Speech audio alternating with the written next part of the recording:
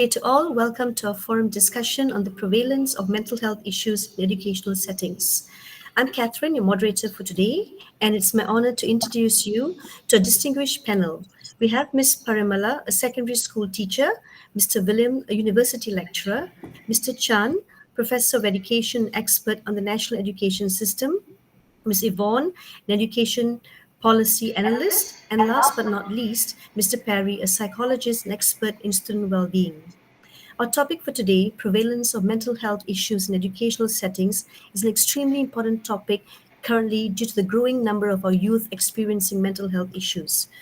The National Health and Mobility Survey 2017, conducted among more than 30,000 Malay, Chinese, and Indian secondary school adolescents between the age of 13 to 17, reported that the prevalence of depression, anxiety, and stress was 18%, 40%, and 10% respectively.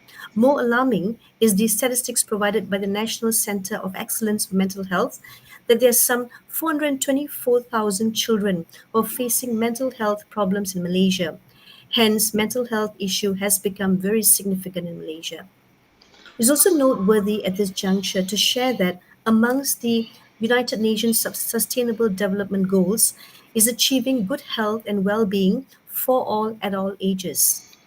The growing number of youth, our country's future, facing mental health issues will certainly have an impact on our overall well being.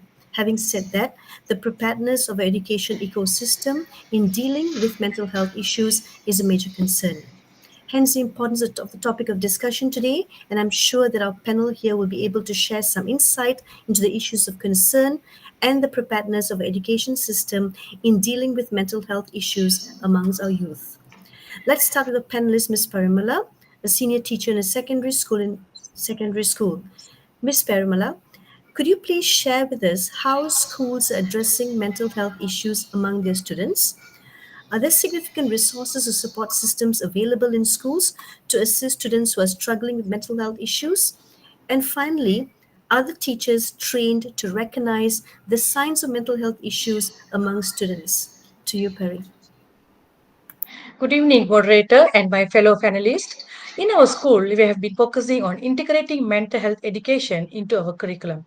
We have developed lessons that teach students about stress management, emotional regulation, and seeking help when needed.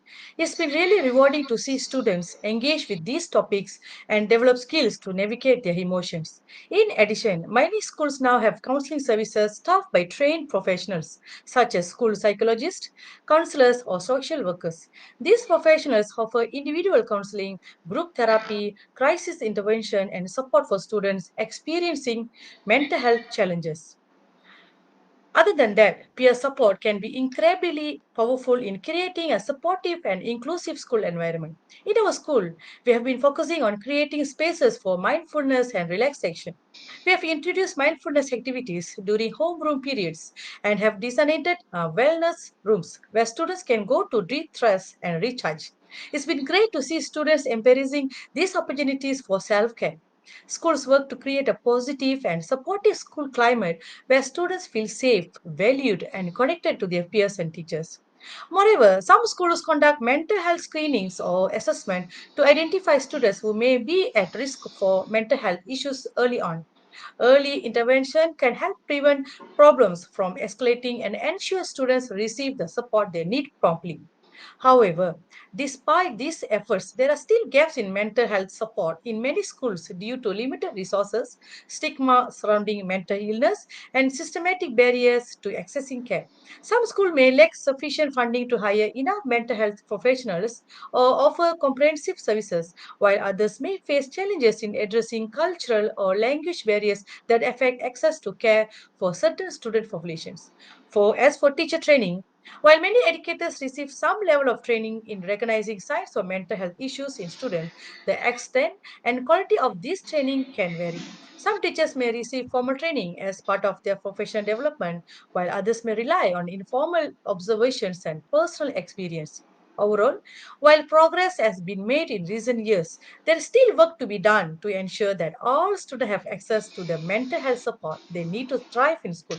Collaboration between schools, families, mental health professionals, and community organizations is essential to address these challenges and create a supportive environment for students' mental well being. Thank you. Thank you, Ms. Parimala, for this insightful sharing. It's certainly comforting to hear that despite all the challenges faced by schools, they are still prioritizing mental health awareness and support for students. This is a positive step towards creating a safe and nurturing environment for our students, which is fantastic. Mr. William, statistics clearly shows that the largest demographic group affected by mental health issues is our Gen Z and millennials.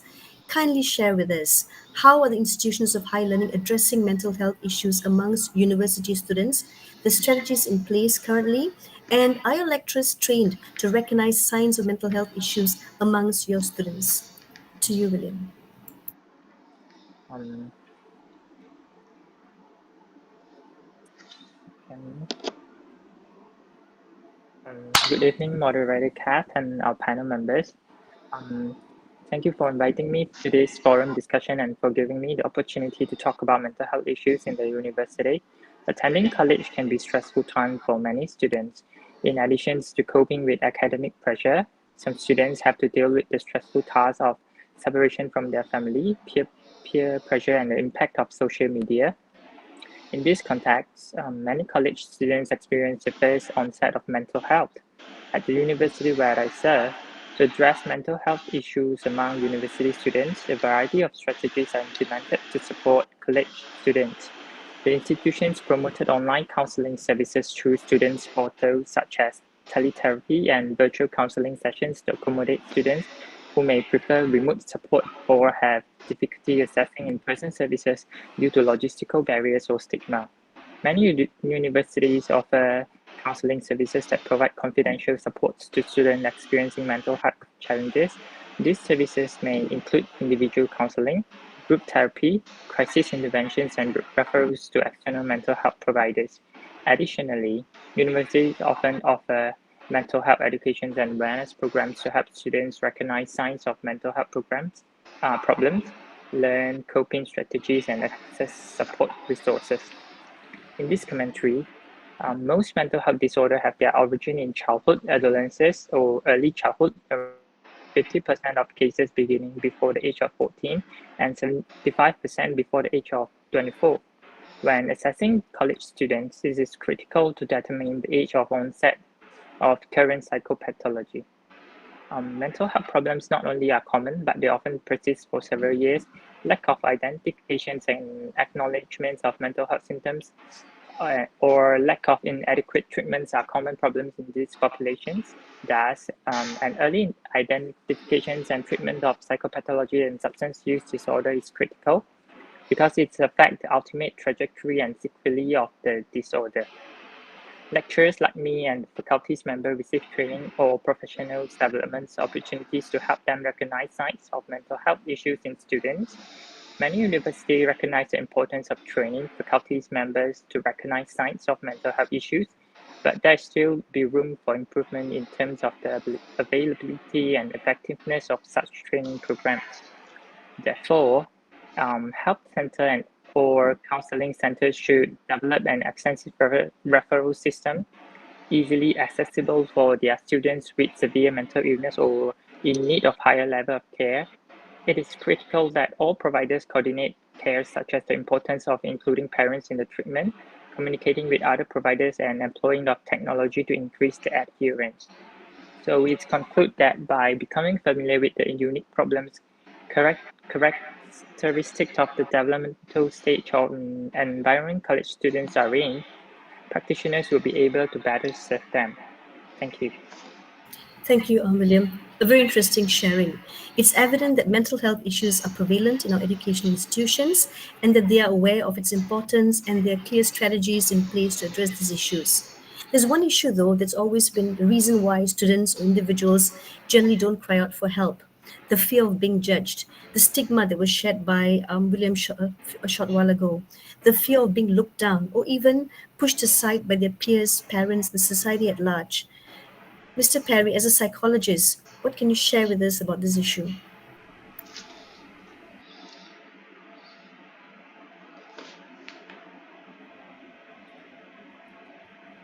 Thank you very much, Kat, and very good introduction to the journalist today. What you have said is what's being faced not only in Malaysia but the world itself, right? Today I'm going to talk about approaches to based on foundation problem, right? Let me get into more so we can see the clear picture. Physical, psychological, cognitive development, and social development is a holistic system of education that which you use to address in all the critical concerns we are facing today. As a model speaking towards the well-being of all our students, I will outline some major strategies from a hypothetical physiological expert perspective to focus on how psychological principle can be used to govern educational policies and practices in our schools. First of all, I want to talk about three major things, three major items, right? That comes into what we look at, right? Very important, which is agronomics, physical conditioning, and the most important is students' nutrition. When I talk about agronomics, is every student in the school they should have a proper place of sitting, a proper place to study, and not impacting their health in any sort of way. If we can do that, they will continue to progress to learn more. Right. Second is we're going to look at healthy eating. Right. Whether you eat in the school or you eat at home. Right. If you see the statistics on the slide, it tells you, right, nutrition is very important for anybody, right? No, especially for our students, right? So that is something very important. And last but not least, right, physical condition, how they rest, what they do, how they deal with things, and this kind of things. The next is I'm going to go is stress management, right? I mean, even we adults have a lot of stress, right? Even the kids do have the same thing, right? So we need to educate stress management in every school, right? A stronger minds for the students so that they can move forward and they can know how to deal with stress, right? Something like stress that if they don't know, we need to include that into our curriculum, right? Next is again, right? The mind itself, right? You need to have a very good rest, and you need to have very good sleep. So this is something that we need to encourage our students and put it into our curriculum and talk to the parents. That these are all very important things for their child to progress further, right? Okay. So the other thing is school scheduling is very important in schools, right? We can see all these actually causes a lot of health issues for the students, right? Because it's not about all studies when you go to school. You need to do a lot of other things, right? You know, you need to have friends, you need to have hobbies, you have a chill time every day. You need to do your work and this kind of thing. So the balance is very important there. All right. Next, we're going to talk about is what's important is from the young age itself, cognitive development and sensory development, right? So we need to adhere to show that how we're going to put social emotional development into the students so they could understand what is going on. When we talk about physical, sensory, and oral motor development, that is also very important because it's a base for them to understand things. It's not 1+1 is 2. We need to give them more problem solving things so that they can actually adhere to that. All right. Last but not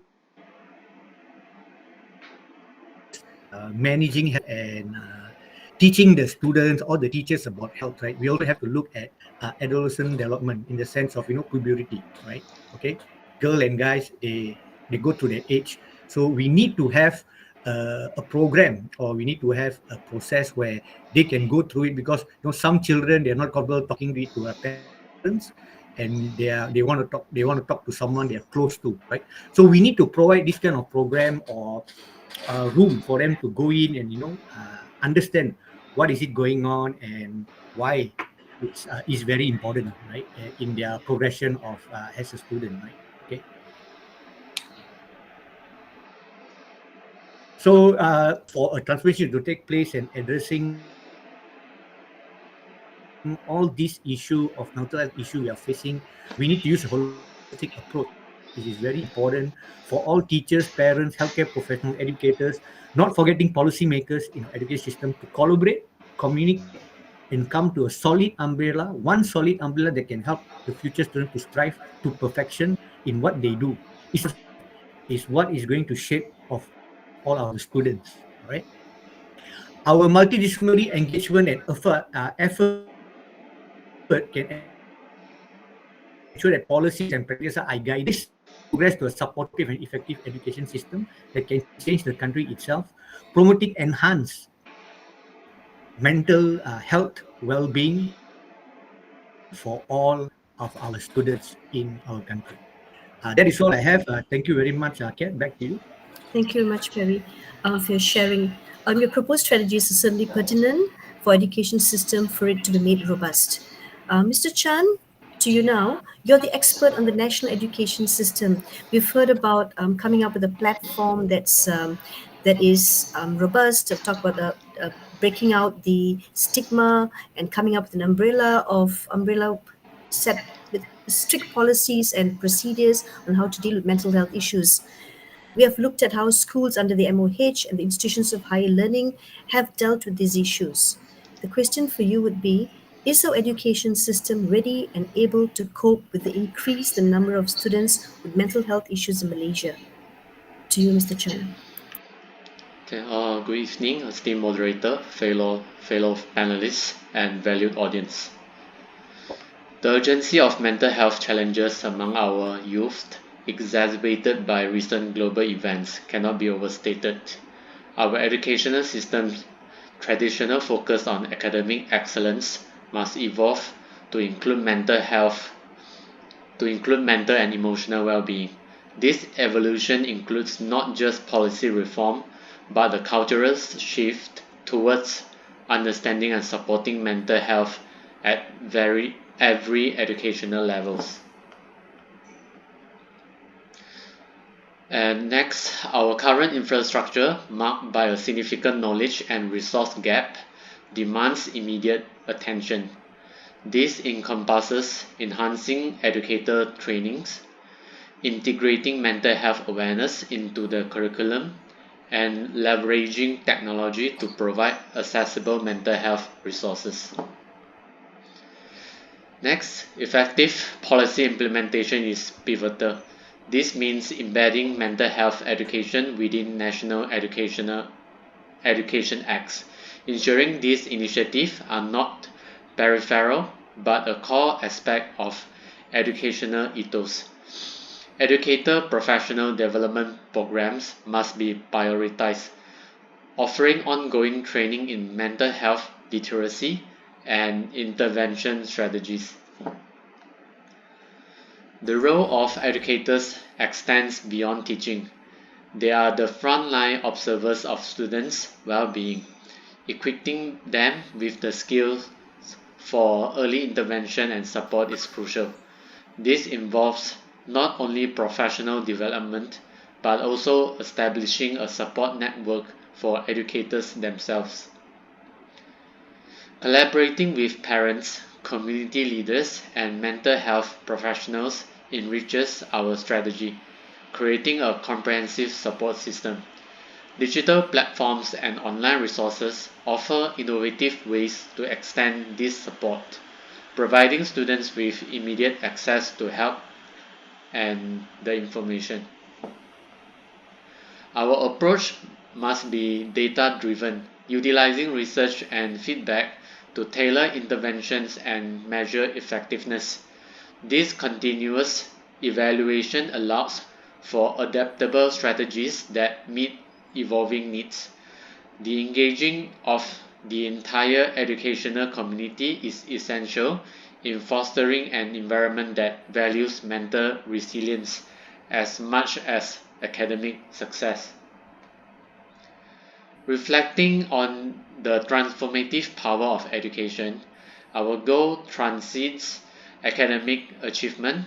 It is to nurture well-rounded individuals equipped to face life's challenges with resilience. This mission requires a collective commitment to a systemic shift, emphasizing mental health as fundamental to educational success. Thank you. Thank you, Mr. Chan. Yes, there are still gaps in our education system, and this has to be addressed urgently to ensure it's more robust to be able to deal with mental health issues faced by our current generation, our future leaders. The importance of educators gaining knowledge on simply being able to pick up a kid who is showing signs that he or she is suffering in silence and knowing how to deal with this kid is a skill we have not yet equipped our educators with. Ms. Yvonne, now for your expert input. As a policy analyst, do you think that our Education Act should or could be amended to deal with the inherent gaps that exist currently in dealing with mental health issues? To you, Ms. Yvonne. Good evening, Ms. Kath and panel members. Now, as we navigate this topic, let us commit to developing policies that encourage compassion, diversity, and inclusion in our educational institutions. Now, I'd like to point out that the Education Act of 1996 regulates the Malaysian education, but it simply acts as a general guide for schools and stakeholders.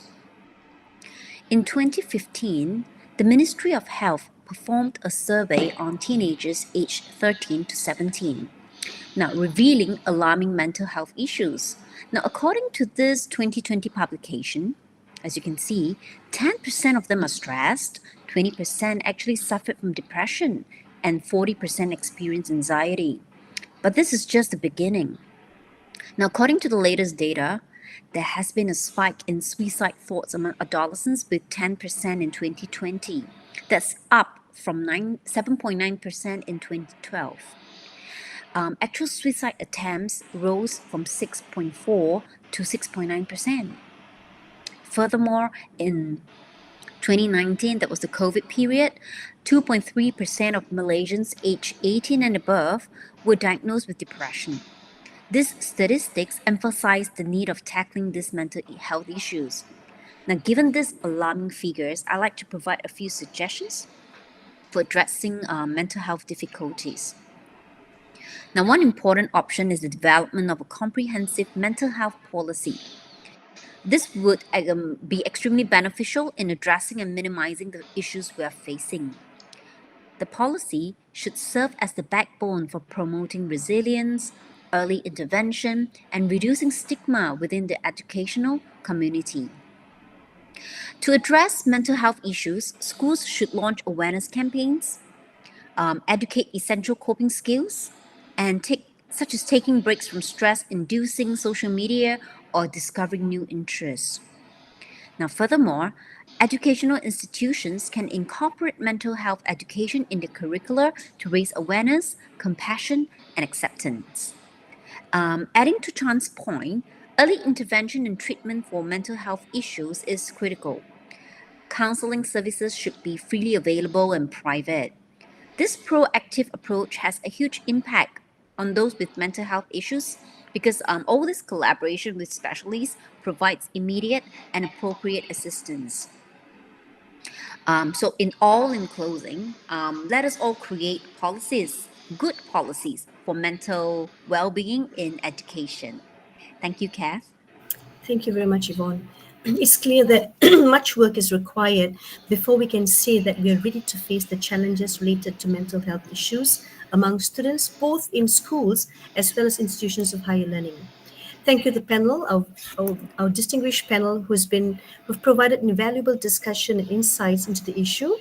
We hope that the strategies and recommendations made today will be able to be accelerated to the relevant authorities and the much needed awareness, guidance, and systems to support the well-being of our students suffering from depression, anxiety, and stress is actually established eventually.